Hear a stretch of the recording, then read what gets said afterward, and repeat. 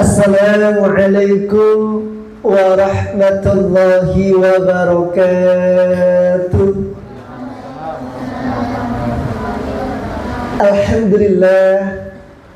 Alhamdulillahillazi bi ni'matihi tatimmus shalihat. Ashhadu an la ilaha illallah wa ashhadu anna Muhammadan abduhu wa rasuluh. Allahumma salli wa sallim ala sayyidina Muhammadin wa ala alihi wa ashabihi ajma'in. Amma ba'd. Hadratil mukarramin, ahibatil kiram, yang sama-sama kita muliakan guru kita, murabbi kita, Abuya Ustaz Obay atau Abuya Ustaz Nur Saudari beserta istri dan keluarga besarnya, orang tua kita Al-Walid Bapak Zohari dan istri, juga orang tua kami Ustaz Fathullah, serta para santri dan santriah Majlis Ta'alim Bengal Al-Madani Kalimulia yang rahmati Allah Subhanahu wa ta'ala. Alhamdulillah, pada kesempatan sore menjelang malam kali ini, walaupun diiringi dengan rintik-rintik hujan, terkadang besar, terkadang kecil, Allah memilih kita untuk bisa duduk simpuk bersama di tempat yang mulia ini dalam kerangka thalabul ilmi. Semoga duduk dan hadirnya kita di majlis ilmu ini senantiasa menjadi wasilah Allah turunkan rahmat, keberkahan, keridhaannya buat kita dan keluarga kita. Anak-anakku yang Ustaz cintai dan Ustaz banggakan, hari ini kita mencoba bermuzakarah, mengkaji satu kajian tentang apa yang harus kita lakukan terhadap jenazah, terhadap mayit. Tentunya ada beberapa adik-adik yang belum pernah mengikuti terkait tentang bagaimana prosesi jenazah atau mayit yang ada dalam kehidupan kita, di tengah-tengah kehidupan masyarakat kita. Tapi tentunya sebagian pun sudah melihat ketika mungkin keluarganya, ketika mungkin tetangganya atau sahabatnya Allah takdirkan wafat atau meninggal dunia. Ada beberapa prosesi-prosesi yang harus dilakukan buat kaum muslimin, baik laki-laki maupun perempuan. Hari ini kita akan mencoba mengingat teori-teori tentang apa yang harus kita lakukan sebagai seorang muslim terhadap mayit atau terhadap jenazah. Memang jika kita lihat dalam literasi sejarah, syariat mensolatkan mayit, syariat mensolatkan jenazah itu mulai di tahun kedua Hijriah. Kalau kita lihat istri tercinta baginda Rasul Khadijah Al-Kubra, itu ketika beliau wafat belum ada syariat salat jenazah atau salat mayit ini. Nah, ini salat jenazah itu ada di tahun kedua Hijriah. Kita lihat dalam satu kitab Kifayatul Ahyar menggambarkan syariat ini kepada kita. Faslun wa yalzamu fil maiti arba'atu asya wa yalzamu 'alal maiti arba'atu asya.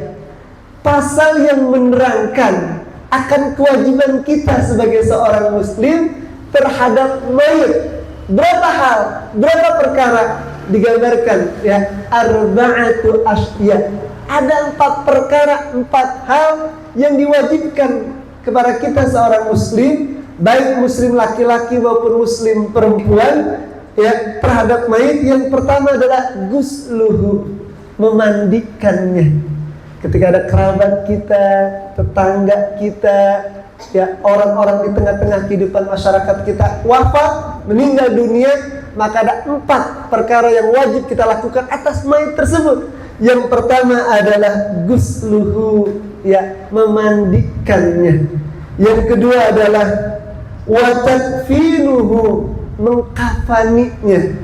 Setelah dimandikan, kemudian yang kedua dikafani.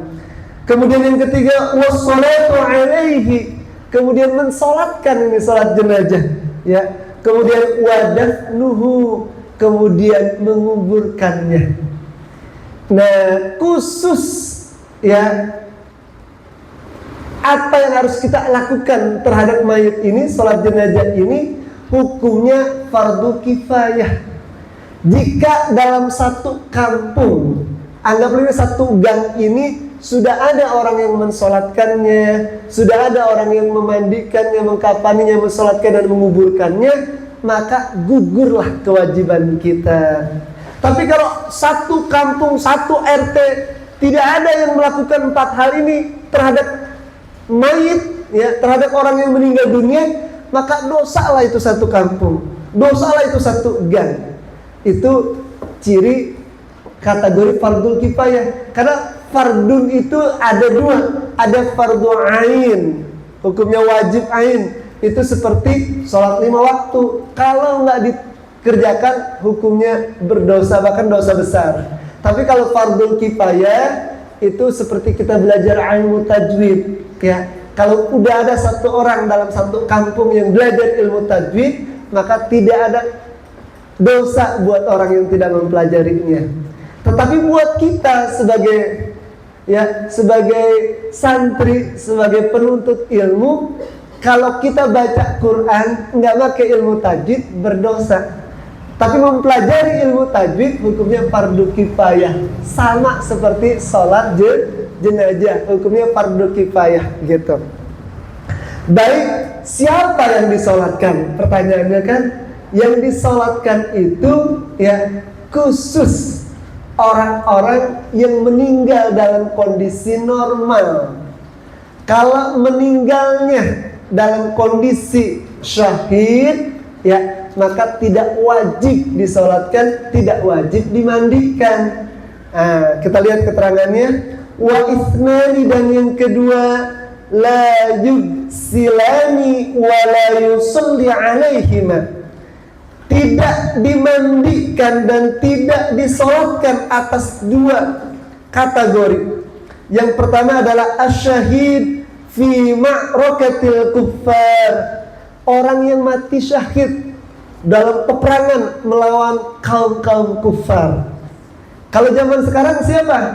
Saudara-saudara kita, ya, para mujahid, ya, yang sedang membela, mempertahankan tanah airnya di Palestina. Ketika mereka wafat, itu wafatnya terkategori syahid, ya. Kenapa? Karena membela negaranya.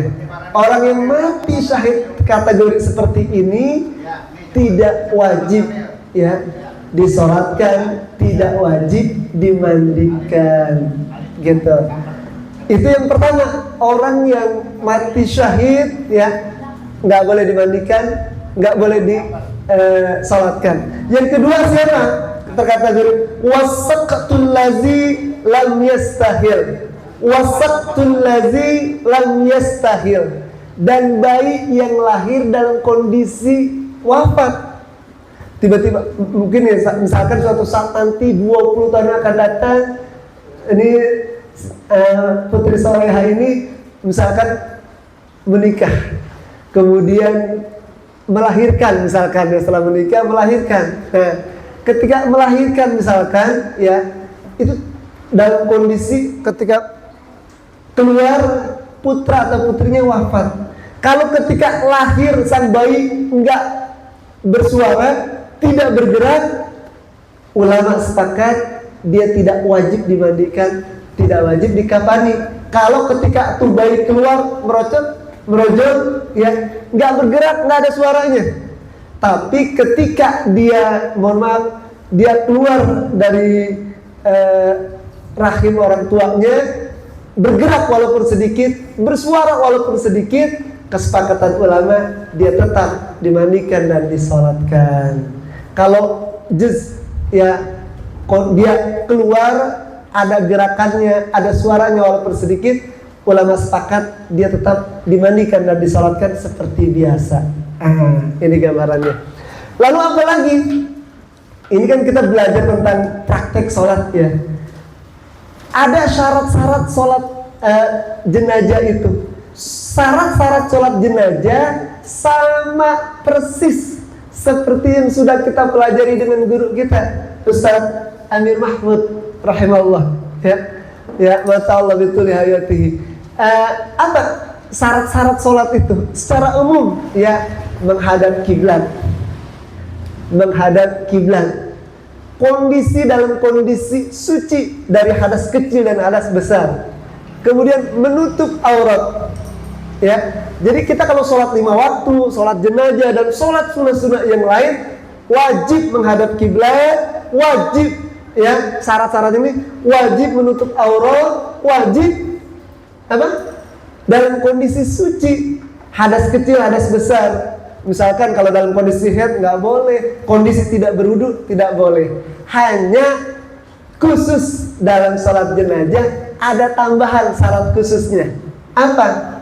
Jenazahnya wajib dimandikan dulu. Jadi kalau belum dimandiin nggak boleh disalatkan. Makanya kalau orang mati syahid kan nggak wajib dimandiin, maka kategorinya nggak wajib disalatkan. Tapi jenazah yang wafat normal, ya dia sebelum disolatkan wajib dimandikan. Itu syarat khususnya. Nah ini syarat-syarat sholat jenazah juga terkategori salah syarat sholat jenazah berlaku juga di pada sholat-sholat yang lainnya kecuali wajib dimandikan buat yang mayit tadi. Kemudian ada kesunahannya juga. Sunah sholat jenazah itu apa?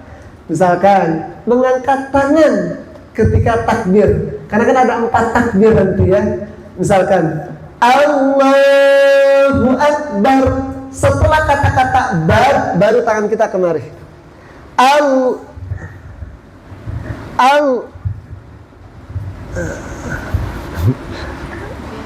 Allahu Akbar.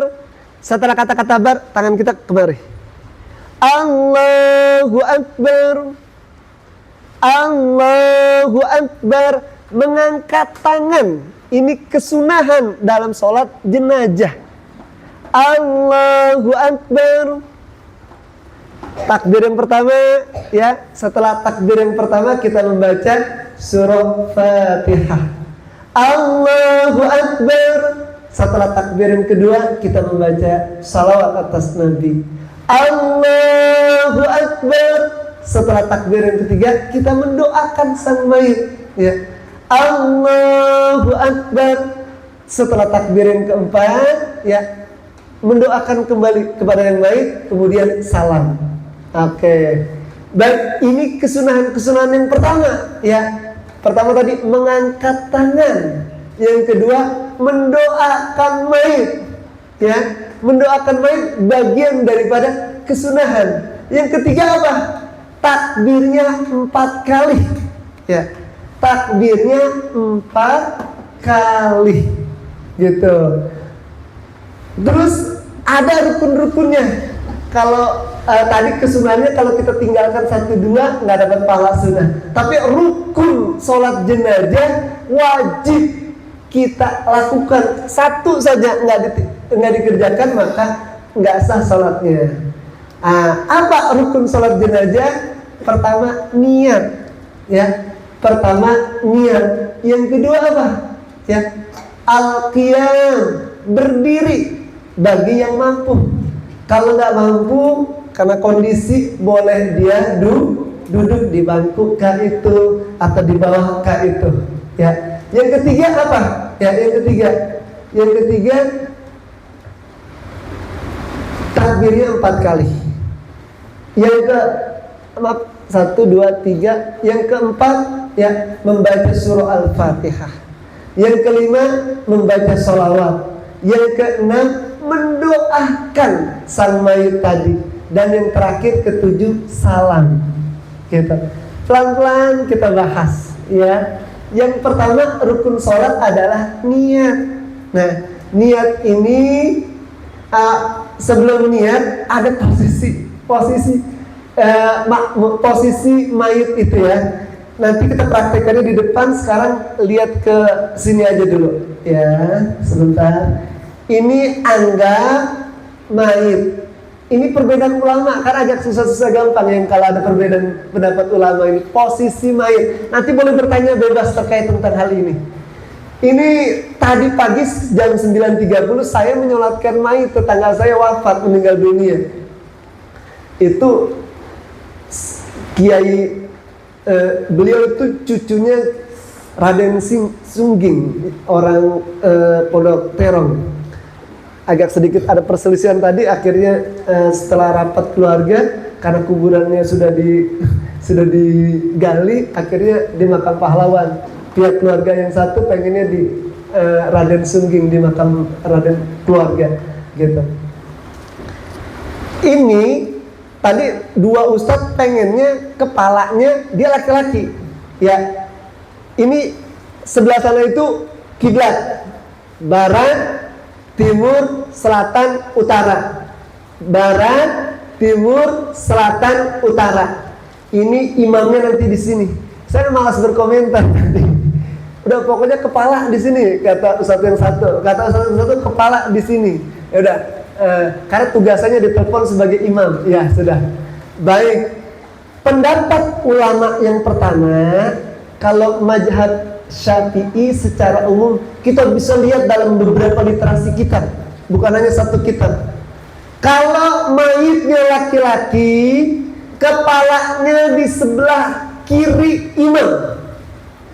Kalau mayitnya laki-laki, kepalanya di sebelah kiri imam. Ini imam, tangan kirinya sebelah sini, ya.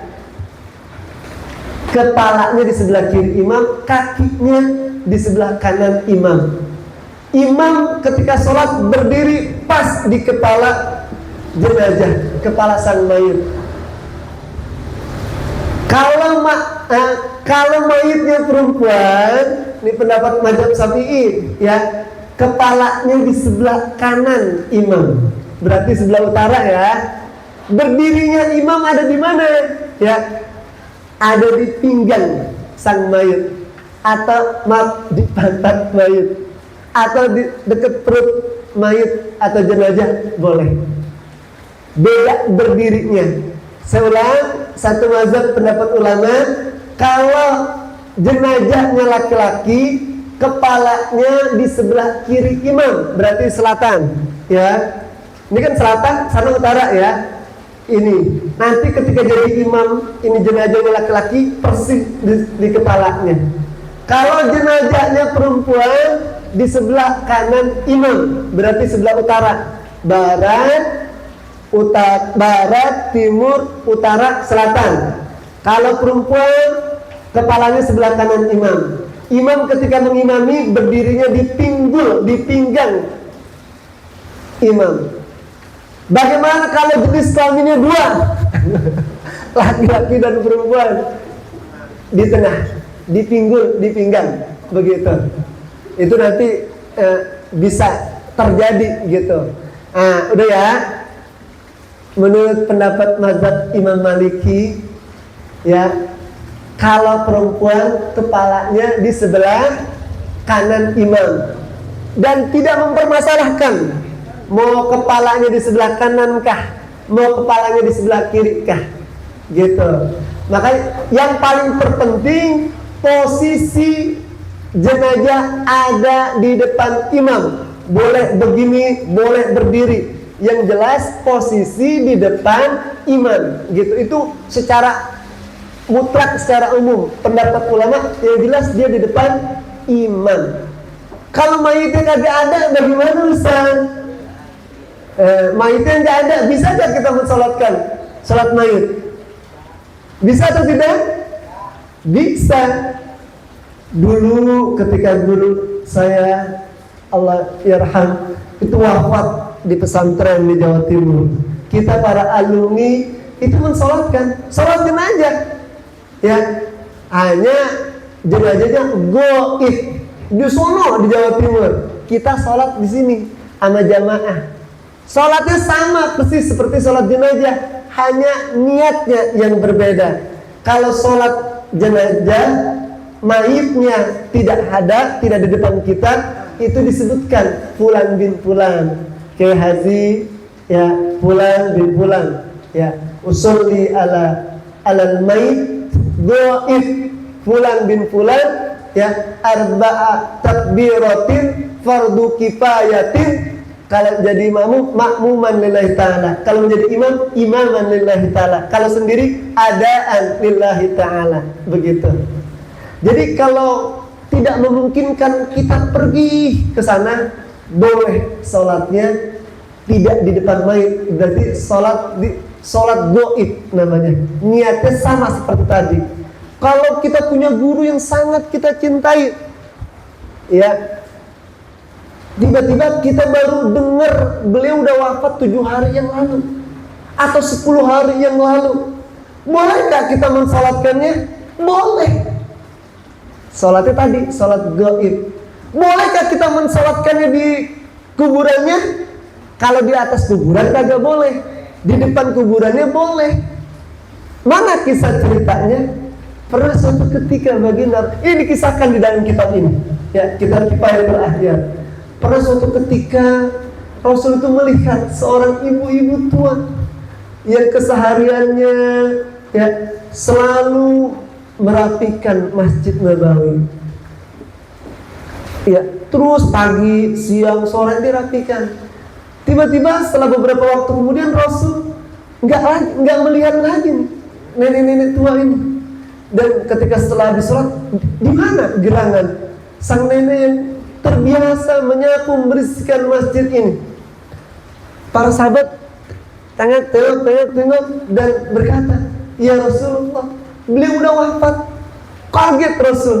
Kemudian Rasul berucap, Zullani aina maqbaratuha, tunjukkan kepadaku di mana kuburannya. Rasul dan para sahabat datang ya, berdoa ya atas mayat itu. Walaupun sudah beberapa hari, boleh disalatkan salat. Begitu ya. Oke, kembali. Pertama niat. Ini kalau langsung sholat teorinya nggak dibahas kan. Nanti mungkin setelah 1 bulan kemudian, kalau hari ini nggak bisa prakteknya, kita ulang kedua kalinya ya, nggak apa-apa ya. Nah, itu yang pertama niat ya. Yang kedua apa? Ini kita bahas rukun salat jenazah. Yang kedua harus berdiri ya. Dia berdiri tadi misalkan, ini mayitnya. Kalau mayitnya laki-laki ya, kepalanya di sini, imamnya di sini, makmumnya di belakang imam ya, berdiri. Itu bagusnya ya, paling sedikit 3 shot, 3 baris ya. Kalau yang sholatnya hanya yang hadir 3 orang bagaimana? Biar dapat kesunahan 3 baris ya, imam di sini, jenazah di sini, 3 orang di sini. Satu-satu, baris satu orang, baris kedua 1 orang, baris ketiga 1 orang. Biar dapat pahala kesunahan. Ya, karena sunnahnya kalau salat jenazah 3 baris. Kalau 3 orang, 1 baris 1 orang 1 orang. Kalau ada 10 orang bagaimana? Salat pertama 3, 4, salat kedua 3, salat ketiga 3 orang. Kalau banyak, kalau dalam satu hadis barang itu sangat dianjurkan 40 orang. Kalau memang kita punya rezeki, kita boleh bayar itu orang untuk mensolatkan ayah kita misalkan, ibu kita, agar bisa genap 40 orang.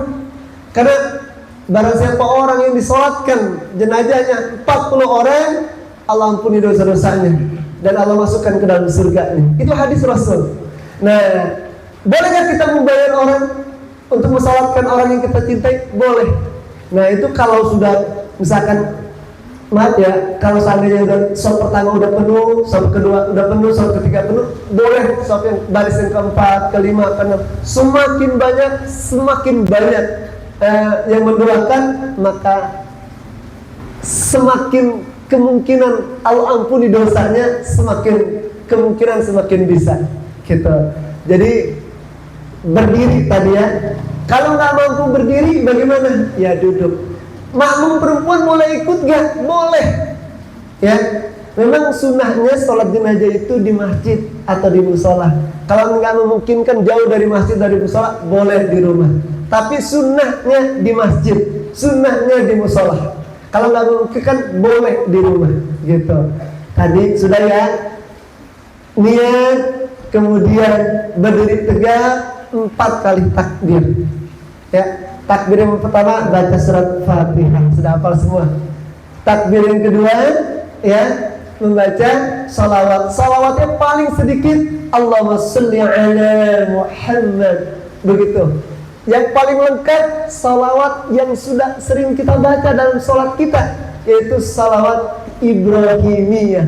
Allahumma sholli ala Sayyidina Muhammad wa ala ali Sayyidina Muhammad kama sholaita ala Sayyidina Ibrahim wa ala ali Sayyidina Ibrahim wa barik ala Sayyidina Muhammad wa ala ali Sayyidina Muhammad kama barakta ala Sayyidina Ibrahim wa ala ali Sayyidina Ibrahim. Itu setelah takbir yang kedua. Setelah takbir yang ketiga, Allahu Akbar, Allahu Akbar, baru tangannya kemari ya. Itu baca doa buat itu mayit. Allah ghafir lahu warhamhu wa'afihi wa'fuanhu. Boleh sampai Allah ghafir lahu warhamhu saja boleh. Boleh panjang juga boleh. Gitu. Setelah itu takbir yang keempat, Allahu Akbar. Kita sebelum salam sangat dianjurkan baca doa Allahumma la tahrimna ajrahu wa la taftinna ba'dahu waghfir lana wa lahu. Nah, setelah itu baru salam. Salamnya lihat, Assalamualaikum. Setelah kata-kata kumnya baru tengokkan ya kepala kita. Allahu Akbar. Allahumma la tahrimna ajrahu wa la taftina ba'da waghfir lana wa lahu. Assalamualaikum warahmatullahi wabarakatuh.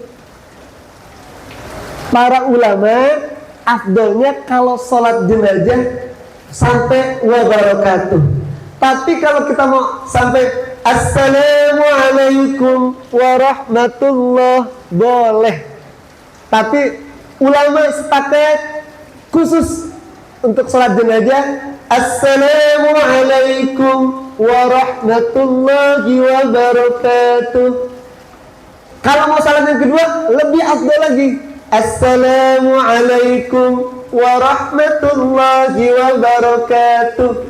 Nah begitu ya, sampai kata-kata wabarakatuh. Tapi kalau sholat biasa cukup Assalamualaikum warahmatullah, Assalamualaikum warahmatullah. Setelah kata-kata kum, leher udah nengok ke kanan. Yang salam kedua, kum udah nengok ke kanan, warahmatullah gitu. Baik, itu rukun yang keberapa? Rukun yang pertama tadi niat berdiri tegak. Yang ketiga apa? Takbir 4 kali. Yang keempat membaca surat Al-Fatihah. Yang kelima membaca sholawat. Yang keenam mendoakan sang mayit. Ketujuh salam. Itu rukun-rukunnya ya. Setelah kita hafal betul 5 menit kita praktekkan ya, nanti kita ulang-ulang ya. Baik, sebenarnya ini kita prakteknya nanti saja ya. Sekarang Ustadz kasih pertanyaan. Ustadz buka pertanyaan dulu dah. Bebas ini karena pertanyaan ini menyangkut tentang sholat ini banyak sekali. Mungkin ada 1 atau 2 pertanyaan, silakan. Ya, silakan terkait tentang ini. Ya. Nanti pertemuan selanjutnya kita praktek dan kita akan ulang kemakruhan atau kesalahan-kesalahan yang sering terjadi gitu. Iya. Ada? Banyak? Saya buka dulu pertanyaan Ustaz. Silakan. Berkaitan dengan sholat jenazah ini. Iya. Yang pertama, yang kalau kita sholatkannya itu anak-anak yang ketika lahir meninggal. Nah, itu seperti itu. Kita cara mensolatkannya seperti apa? Tadi kan posisinya iya. Apakah dia anak kecil gimana? Apa di tengah-tengahnya atau gimana? Yang kedua, ketika kita sholat jenazah itu setelah selesai kan kita ada kadang-kadang kita dibagikan amplop tuh semacam itu. Kalau seandainya kita menolak secara langsung, kita tolak, tidak terima, atau kita ambil dulu, nanti baru setelah kita sholat selesai, apakah itu kita sedekahkan ataupun kita balikan kembali seperti itu sebaiknya. Yang ketiga, setelah kita sholat jenazah itu kita selesai, apakah kita diharuskan untuk membaca kalimat-kalimat thayyibah atau tahlil seperti itu, atau kita selesai langsung kita berangkatkan jenazah tersebut seperti itu? Oke, bagus sekali. Baik, tadi sudah di kitab ini bagaimana kalau seandainya meninggalnya bayi tiflun, ya, tifl.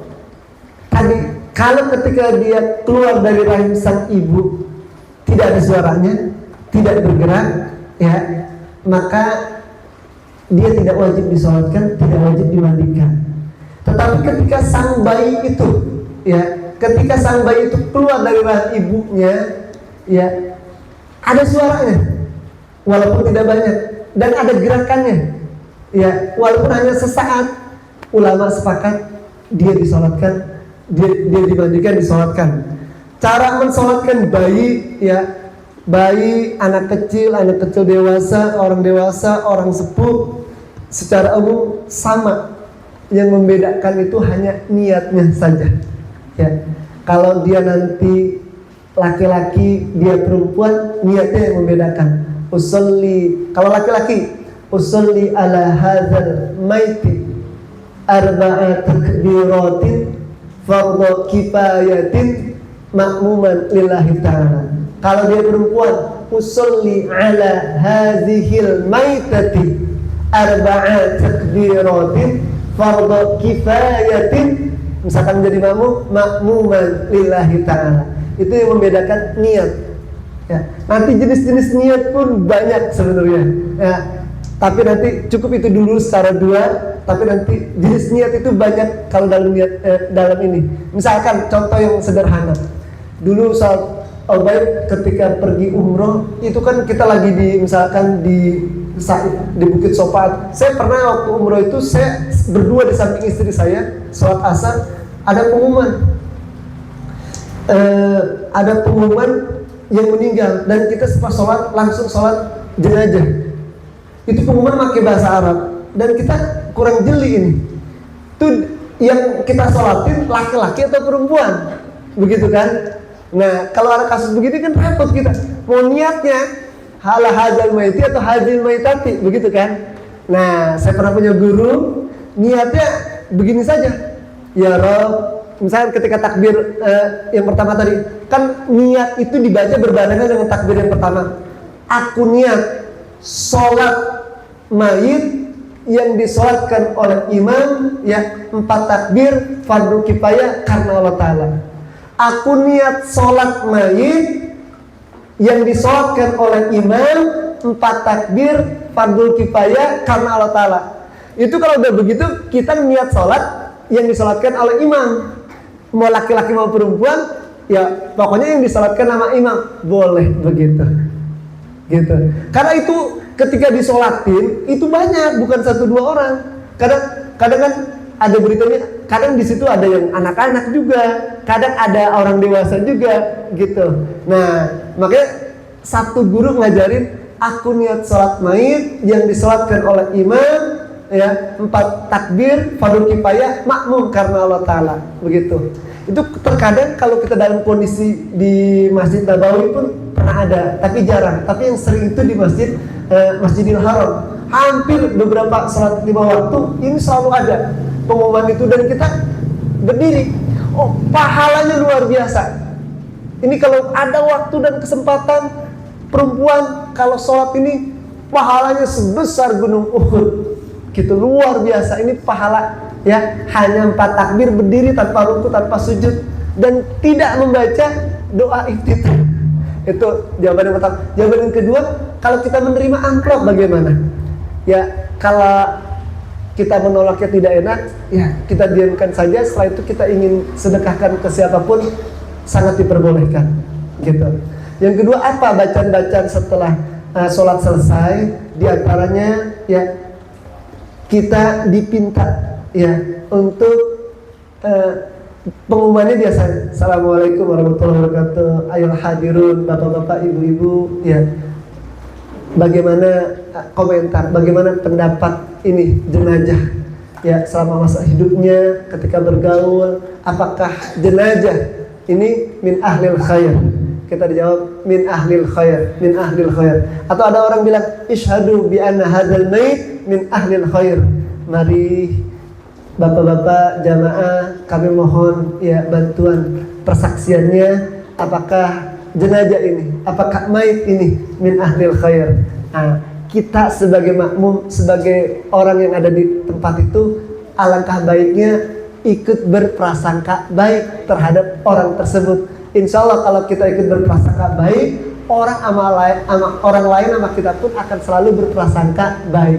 Ketika dalam kondisi begitu, isyhadu bi anna hadzal mayit min ahlil khair, kita sebut khair. Kita sebut khair itu biasanya 2 sampai 3 kali. Nah, lalu ada kalimat-kalimat thayyibah yang perlu dibaca? Ya ada.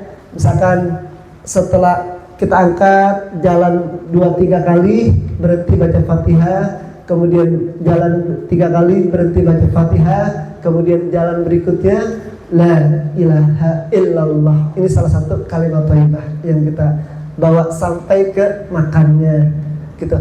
Baik. Ini dikarenakan waktu dan kondisi, mungkin ada yang sudah dijemput.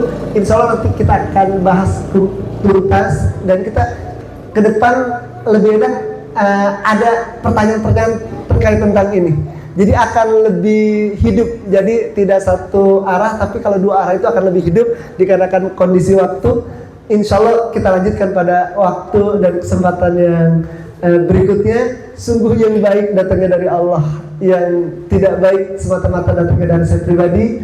Saya mohon maaf bila taufiq wal hidayah. Wassalamualaikum warahmatullahi wabarakatuh.